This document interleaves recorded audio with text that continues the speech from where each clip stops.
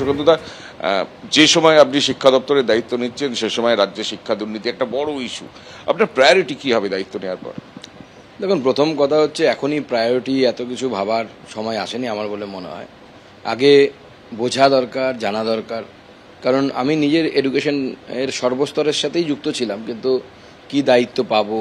আমাদের সিনিয়র মন্ত্রী শ্রী ধর্মেন্দ্র প্রধান আছেন, যিনি অত্যন্ত অভিজ্ঞ, তার অভিজ্ঞতা খুব ভাস্টলি এক্সপিরিয়েন্স যাকে বলে। তাদের মার্গদর্শন আছে, মাননীয় মোদিজির ভিশন আছে, মিশন আছে, সেইটাকে দেখে সামনের দিকে কাজ করা। অবভিয়াসলি পশ্চিমবঙ্গে তো শিক্ষা ব্যবস্থা যা অবস্থা তৃণমূল আমলে হয়েছে, শিক্ষা দপ্তরের যে পরিমাণ দুর্নীতি এসেছে চোখের সামনে, এটা বাংলা তথা বাঙালির ক্ষেত্রে অত্যন্ত লজ্জার বিষয়। এবং আপনার প্রাক্তন শিক্ষামন্ত্রী তিনি এখন জেলের ভেতরে, এটাও অত্যন্ত লজ্জার বিষয়।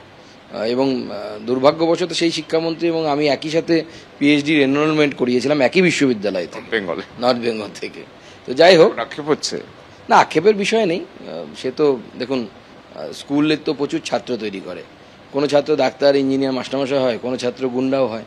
তো কিছু করার, তো সেক্ষেত্রে তো কিছু করার নেই। রবিবার সন্ধ্যায় নতুন সরকারের শপথ গ্রহণ হলো। গতকাল হলো মন্ত্রক বন্টন, আর আজ সকালেই দেখা গেল যে যার মন্ত্রকে পৌঁছে গিয়েছেন। একদিকে কেন্দ্রীয় স্বরাষ্ট্রমন্ত্রী অমিত শাহ, অন্যদিকে জেপি নাড্ডা থেকে এস জয়শঙ্কর, অশ্বিনী বৈষ্ণব। মন্ত্রক পাওয়ার পর একে একে নিজেদের দপ্তরে গিয়ে দায়িত্ব নিলেন কেন্দ্রীয় মন্ত্রীরা। জেপি নাড্ডা কেন্দ্রীয় স্বাস্থ্য মন্ত্রকের দায়িত্ব তিনি পেয়েছেন। আজ সকালেই নিজের দপ্তরে চলে গেলেন, দায়িত্ব নিলেন তিনি। কেন্দ্রীয় স্বরাষ্ট্রমন্ত্রী হিসেবে নিজের দায়িত্ব ফের বুঝে নিচ্ছেন অমিত শাহ। নিজের পুরনো দপ্তরে ফিরলেন তিনি।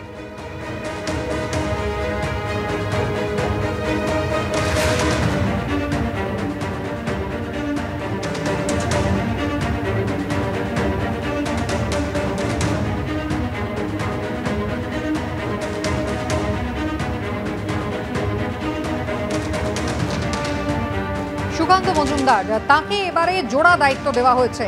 তিনি প্রতিমন্ত্রীর দায়িত্ব পেয়েছেন। একদিকে উত্তর পূর্বের উন্নয়ন প্রতিমন্ত্রীর দায়িত্ব যেমন পেয়েছেন, একই সঙ্গে শিক্ষা প্রতিমন্ত্রীর দায়িত্ব সামলাবেন।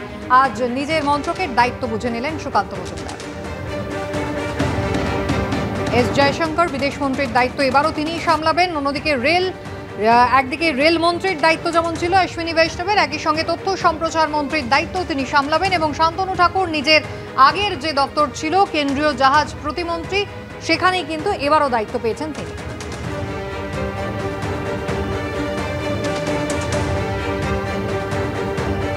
মন্ত্রীরা একে একে তাদের দফতরে চলে এসেছেন এবং তাদের নিজেদের যে দায়িত্ব, সেই দায়িত্ব তারা হাতে তুলে নিয়েছেন। আর অন্যদিকে 24 এবং 25শে জুন যেমনটা জানা যাচ্ছে, শপথ নিতে পারে নতুন সাংসদরা।